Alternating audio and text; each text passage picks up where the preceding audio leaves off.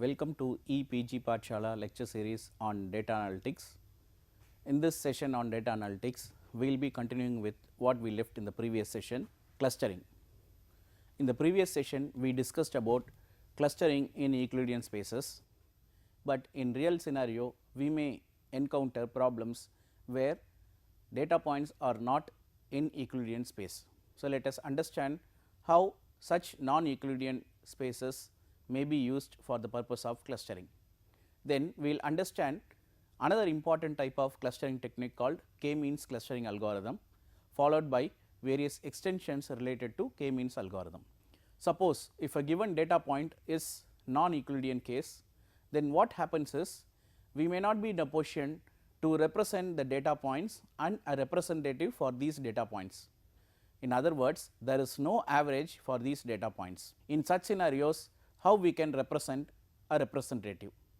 One approach by which you can do this is you can make use of a concept called clusteroid similar to centroid. In centroid, what we do is we take the average of a set of data points and then use this average as a centroid. Clusteroid is something similar to this. Here we try to make use of a data point that is closest to the rest of the data points available in the given data set. Now, when we talk about near or close, how are we going to define the nearness value? So, when we want to determine the nearness function, there are various ways by which you can define it, and in many scenarios it may vary from one person or one perspective to another perspective. Now, if you are going to define the clusters and the representative of a cluster using a clusteroid, I told you are going to make use of a data point that is near or closer to the rest of the data points. So, the possible meaning for closest are actually highlighted in the slide. Now, the closest here may mean a smallest maximum distance to other points, or it may mean a smallest average distance with respect to the other point.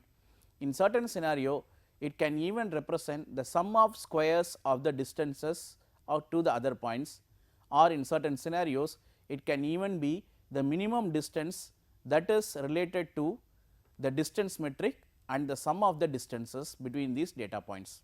So, whenever I make use of say a cluster like this and I have say 4 data points or 5 data points, I can make use of a concept called clusteroid instead of centroid and then use this for the purpose of representing.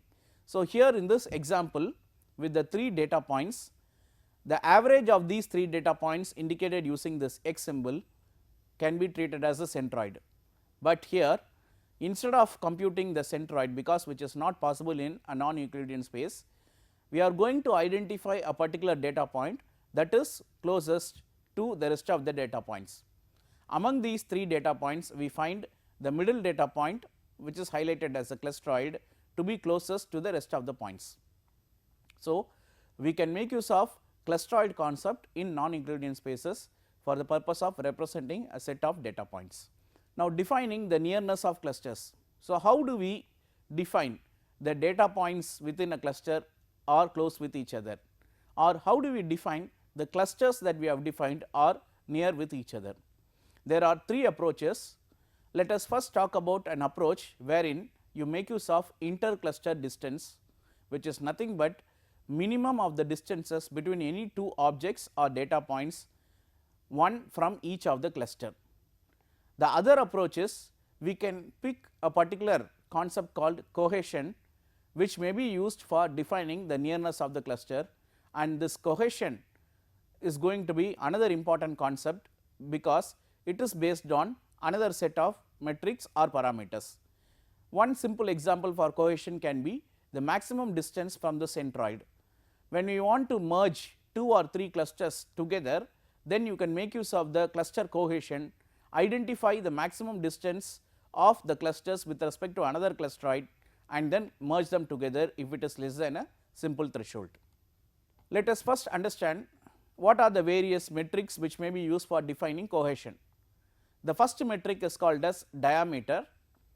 So, once 2 or more clusters are merged, the diameter of the merged cluster will be equal to the maximum distance between points within the cluster. So, after merging you are going to identify 2 points that are at the farthest distance and then make use of this distance to define the diameter of the merged cluster. Another important metric with which you can define cohesiveness of a given cluster is average distance. After merging you are going to calculate the distance between every points in the cluster and then the average of these distances will be used for defining the cohesion. We can also make use of density based approaches wherein you can take the diameter or the average or even the distance and then divide it by the number of data points. So, what does it mean is you are going to make use of the number of data points and use it for dividing the distance or the average values. Accordingly, you may end up with a density value. This density information even can be used to calculate whether the derived cluster is cohesive in nature or not. Now, the complexity of clustering with respect to hierarchical technique is going to be order of n square.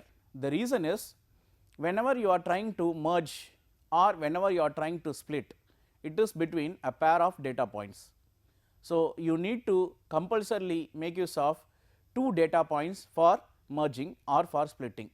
So, one index for each of these data points will result in n square. In certain scenarios it can even be observed from the input data. If the input data is going to be a matrix structure highlighting either the similarity or the dissimilarity metric, it is going to be order of n square. So, the complexity related with hierarchical clustering algorithm is going to be order of n square. This is minimum. Now, the next thing is once you have combined, that is merged, or once you have splitted, then you have the rest of the clusters or data points to be compared with. So, you will be having another n minus 1 data points which need to be compared with the merged or the splitted data. So, already you have n square, now you have another n minus 1 which will result in order of n cube.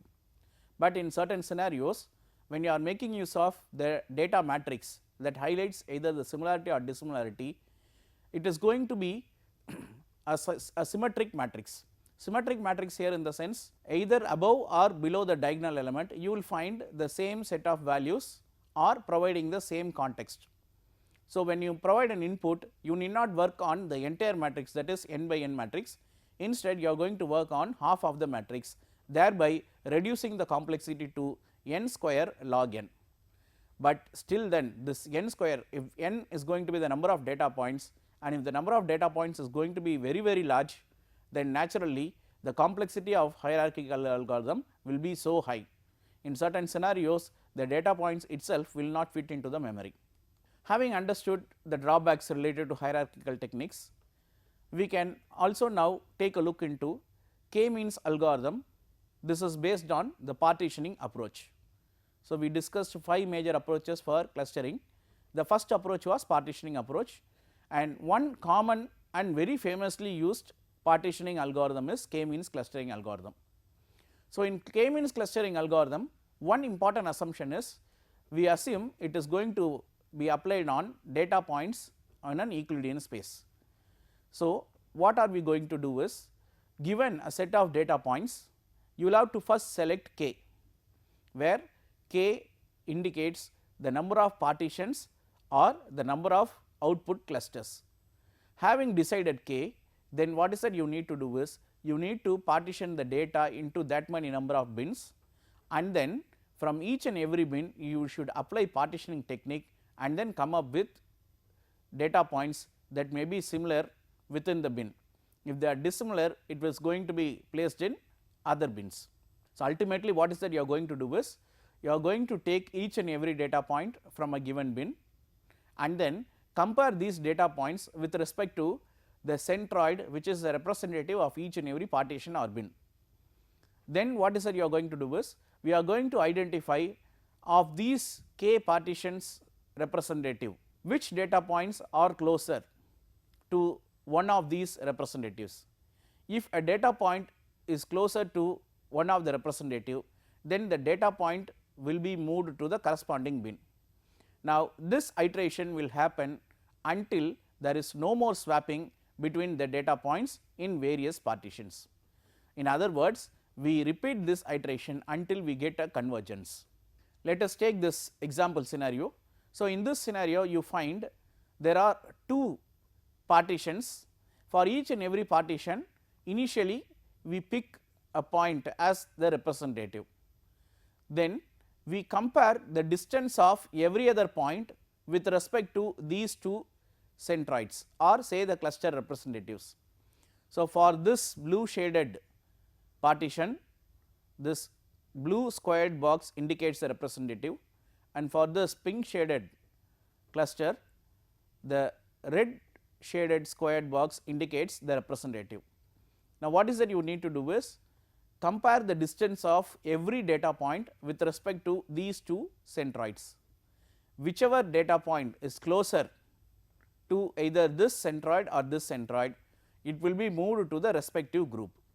So, after round 1, you may find the data point in the earlier diagram, which was in this blue shade, has now moved to the red shaded region, which indicates that this data point is closer to the representative of this group rather than this group. Likewise, you keep doing, and at one point of time we find the centroids that we have chosen earlier moves exactly to the center, or in other words they move away from them. When they move away, what happened is they actually provide a clear partition or segregation among the given data. So, finally, you may end up with say a new blue shaded set of data having its own cluster center and another red shaded data points having its own cluster center. Now, you may find all the data points in the red shaded region closer to this representative and all the blue shaded representatives are closer to this cluster center. This is how k-means clustering algorithm works. Now, how to select the k? This is a major challenge. All that you need to do is you need to go for multiple iterations, and in each and every iteration you should find in what way the average distance to the centroid keeps decreasing. In majority of the iterations you find the distance with respect to the cluster centroid is large, and at one point of time you will find this distance with that is the average distance with respect to the cluster centroid is going to be minimal. That is the right point of time where you need to choose the correct k. So, when you plot it in the form of a graph, you will have to identify the point in the graph where the average distance of centroid with respect to the rest of the data points in the group is going to be minimal, and that k will be chosen for the purpose of clustering the given data. Now, the real challenge here is the number of k may vary from one scenario to another scenario. The mistakes that we make are like we may go for very less number of k or we may go for large number of k's. In either cases we may end up only with wrong clusters. Suppose the first case we are going for very few number of k's. What may happen is, assume this is your data point, if you are choosing k to be 2, then you find only 2 major clusters are resulting. When you take a look at one of the cluster, though the data points are far away, you can take a look at the data points, you find one group of data points here and another set of data points here. Though the distance between these two data points are going to be too far away, because of too few number of k's, these two data groups are put under one single group, which may end up in a wrong clustering output. Sometimes you may end up with too many number of k's. This may finally result in very atomic clusters, in other words clusters with very small data points. Say like here you have landed up with 4 groups, and when you take a look at one of the group, it has only 4 data points, the rest of the clusters have greater than 4, some number of large number of data points within a cluster. So, whether it is the third scenario or whether it is the first scenario, you will surely end up with wrong clustering. So, the correct selection approach will always result in an optimal cluster. Now, if k is being selected correctly, you will find only the right clusters highlighting the right data points. So, selection of k plays a very vital role when you are dealing with respect to k-means clustering algorithm. Now, the k-means clustering algorithm which has been designed earlier is for handling say data set which is not very large, but a medium data set. But in real time scenario, especially with respect to big data domain, the quantum of data which you are going to deal will be so voluminous. So, all that we need to do is we need to find an extension for such k-means algorithm. What may be this extension? The extension which was proposed by Bradley, Fayed and Reyna is called as BFR algorithm. This algorithm has been extended to handle very large data that is going to be stored in either tertiary or secondary storage environment.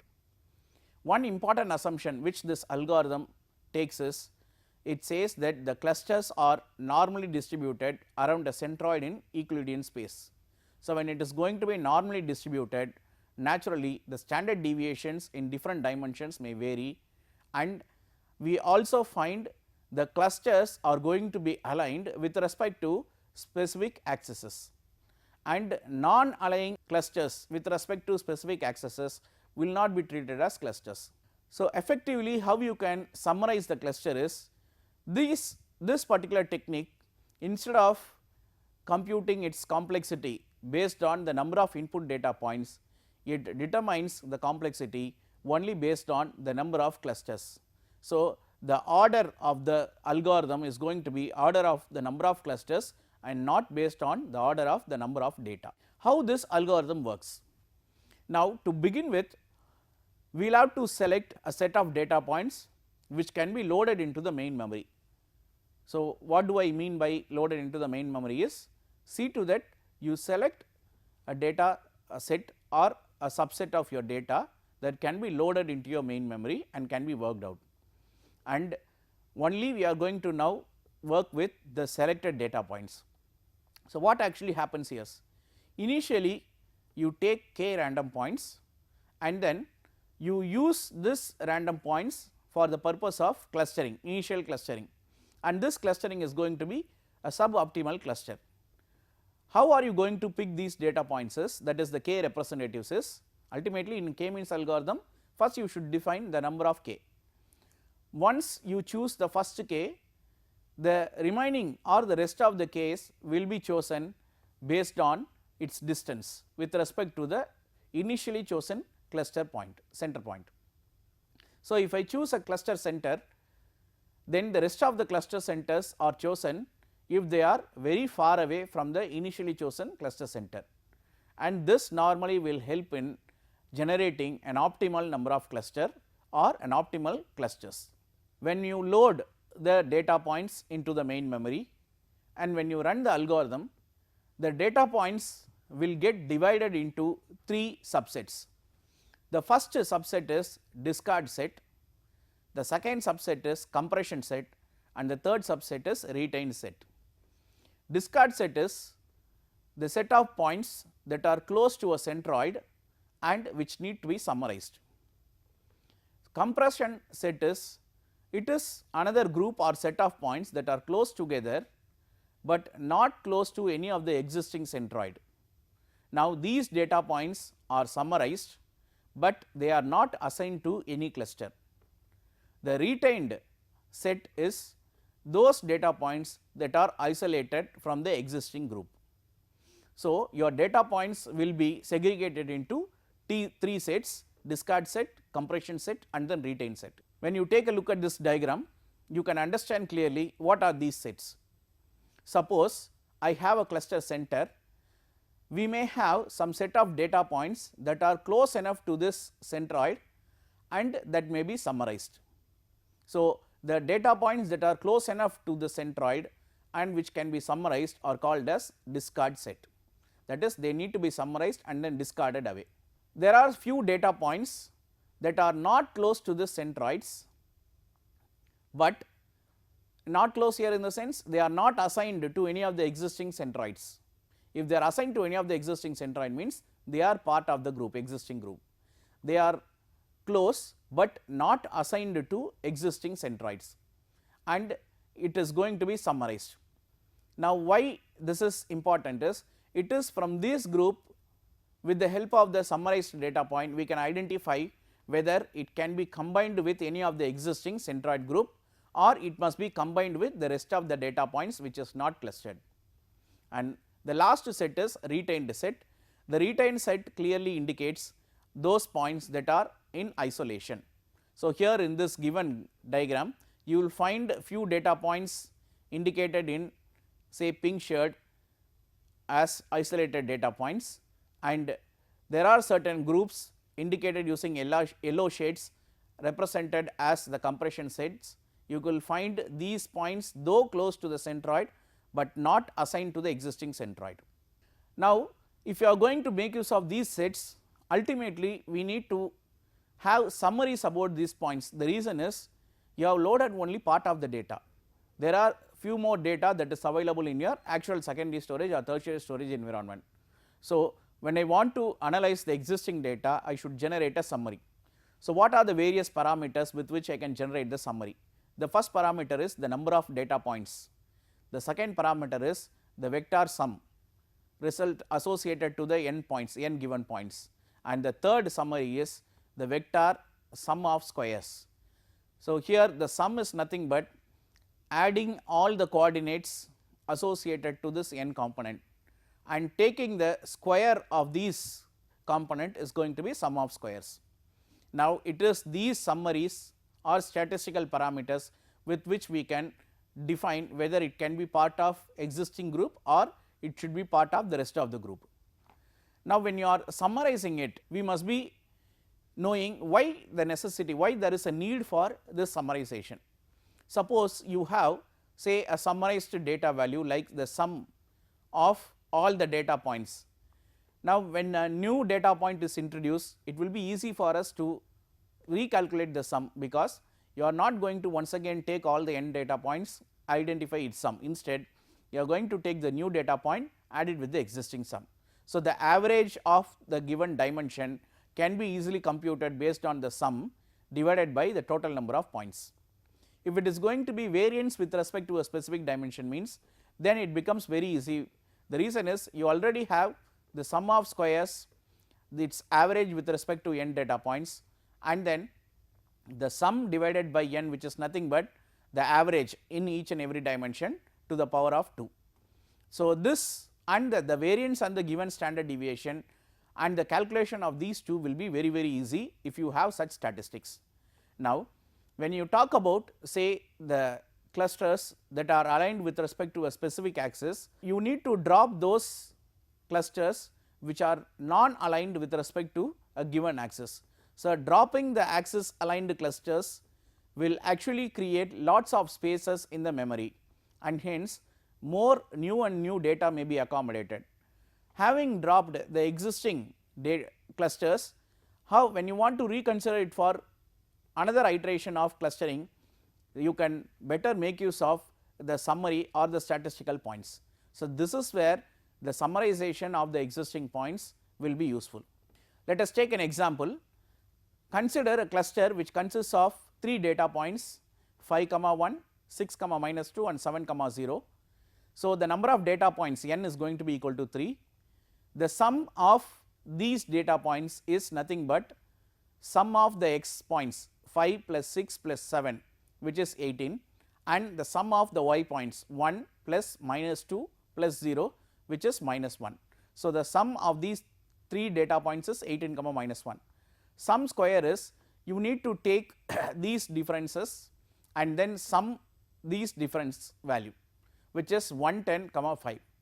Now, the centroid is going to be this sum divided by n, that is the total number of data points, or it can be say 18 divided by 3, -1 divided by 3. 18 divided by 3 is 6 and -1 by 3 is represented as it is. The variance with respect to the first dimension is going to be based on the equation which we discussed earlier.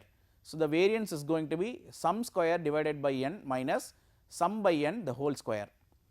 So, here the sum square is 110 comma 5. So, 110 divided by 3, with this is with respect to the first dimension x, minus sum divided by n, sum is 18 with respect to dimension x divided by 3 the whole square, which is equal to 0.667.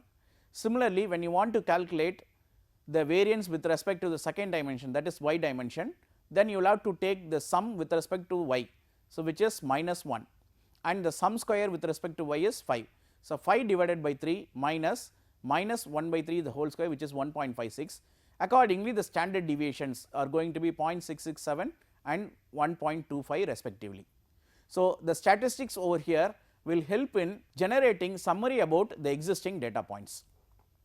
Having understood how statistics will help a lot when you are carrying out clustering using k-means extended approach, next thing you should learn is you should also know how the clusters that you generate are sufficiently close. For knowing about these, you need to know the centroids and the corresponding summary of the data points with respect to the centroid. So, accordingly you can choose whether a data point should be discarded or whether a data point should be retained in the memory. So, if you are going to discard certain data points, then it is going to create some vacancy in the memory, and accordingly new data points can be brought into picture. And when you are going to make use of the data and you are going to load new data into the main memory, you can even adjust the existing statistics when more and more data points are added to the main memory. So, all that you need to do is take the existing n, sum and sum square value, take the new data points and then generate the new statistics with respect to the new data points. Thereby you will get a new statistics. Then what you can do is you can discard the existing data points and then later use the statistics about these data points for further clustering. Once you have done with this, there are few challenges that may arise. This will result in few questions. Suppose if I decide 2 clusters, then how will I know these 2 clusters and the data points within these clusters are close enough? And then you will have to decide whether 2 compressed sets deserved to be combined or not. How this can be done is by means of using Mahalanobis distance. This Mahalanobis distance is nothing but likelihood of a data point belonging to currently nearest centroid or not. So, this is actually a statistical metric. This metric in turn can be used as a threshold and decide whether a data point can be considered or not. So, if it is belonging to a nearest centroid, then it can be considered, else it need not be considered. So, Mahalanobis distance is actually a normalized version of Euclidean distance with respect to the cluster center or centroid. So, if you have points x1 till xd and the corresponding centroids c1 to cd, you will have to first normalize these dimensions. So, therefore, you get x minus the corresponding centroid divided by the standard deviation. Now, you will have to take the square of this and then when you apply the square root of it, you will get the Mahalanobis distance, where sigma, that is here sigma I, is the standard deviation of all the points related to a specific dimension or the ith dimension. Normally, we make an assume, this BFR algorithm assumes that all the data points are or the clusters are normally distributed.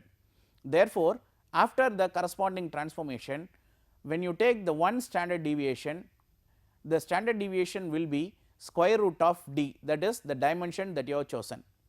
And when you analyze the data graphically, you may find 68% of the points, that is part of the cluster, will have a Mahalanobis distance which is going to be less than the square root of d. So, what is that you can do is you can fix a threshold based on this Mahalanobis distance.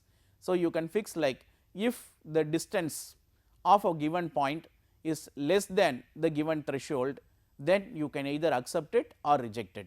Now, what are the conditions for combining the clusters?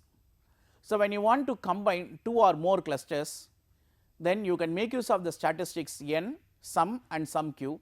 In certain scenarios, you can even make use of alternate versions of the dimensions which can be considered based on the density values. Now, in summary, the k-means technique that we discussed is the most popular technique and used often for clustering, but in real scenario K-means when you want to make it scalable, you need to consider lot of points that may deal with respect to memory loading procedures.